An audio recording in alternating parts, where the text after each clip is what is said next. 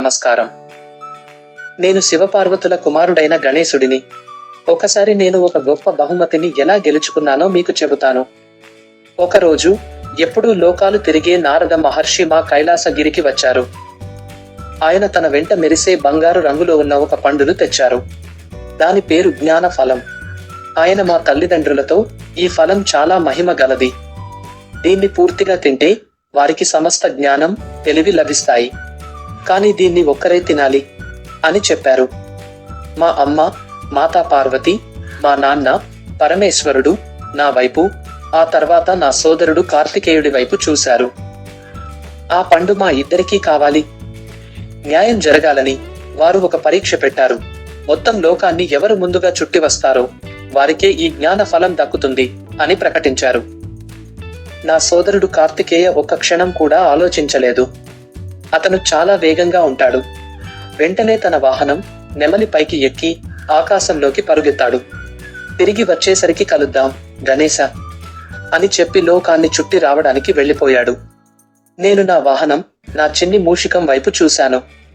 మేమిద్దరం మంచి మిత్రులమే, కానీ ప్రపంచాన్ని చుట్టి రావాలంటే మూషికంపై చాలా సమయం పడుతుంది. ఆ విధంగా నేను పందెం గెలవలేనని నాకు అర్థమైంది. అందుకే నేను ఒక క్షణం ఆగి యోచించాను. లోకాన్ని అర్థం చేసుకోవడానికి నేను ప్రయాణం చేయాల్సిన అవసరం లేదు. నేను మా తల్లిదండ్రులను వారి ఆసనాలపై కూర్చోమని కోరాను. వారు కొద్దిగా అయోమయంగా చూసినా నేను చెప్పినట్లే చేశారు. ఆ తర్వాత నేను భక్తితో చేతులు జోడించి నా మూషికాన్ని నా పక్కనే ఉంచుకుని నెమ్మదిగా, ప్రేమతో వారి చుట్టూ ప్రదక్షిణ చేశాను. వారి చుట్టూ ఒకసారి తిరిగాను. వారి చుట్టూ 2 సార్లు తిరిగాను. ఆ తర్వాత 3 సార్లు తిరిగాను. ప్రదక్షిణ పూర్తయ్యాక నేను తల వంచి నా హృదయంలోని ప్రేమతో ఇలా అన్నాను: నా ప్రియమైన అమ్మ, నాన్న, మీరిద్దరే నా సర్వస్వం. మీరే సమస్త సృష్టికి మూలం. మిమ్మల్ని ప్రదక్షిణ చేశాను అంటే నేను లోకాన్ని చుట్టి వచ్చినట్లే.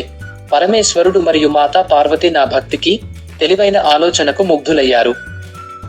వారు నవ్వుతూ, గణేశ, నువ్వు చెప్పింది పరమ సత్యం. నిజమైన జ్ఞానం అనేది ప్రేమలో, భక్తిలో, కుటుంబ బంధాన్ని గౌరవించడంలోనే ఉంది. ఈ పరీక్షను నువ్వు అత్యంత గొప్పగా పూర్తి చేశావు అని ప్రకటించారు. వారు వెంటనే ఆ విలువైన జ్ఞాన ఫలాన్ని నా చేతికి అందించారు. చివరికి లోకమంతా తిరిగి అలసిపోయిన కార్తికేయ తిరిగి వచ్చాడు. ఆ పండు అప్పటికే నా చేతిలో ఉండటం చూసి అతను ఆశ్చర్యపోయాడు. కానీ నేను చేసిన పని గురించి విన్న తర్వాత నా జ్ఞానాన్ని ఒప్పుకుని ఆ బహుమతి నాకు దక్కడం న్యాయమే అని అంగీకరించాడు. అలా నేను గెలిచాను. గొప్ప నీతి ఏమిటంటే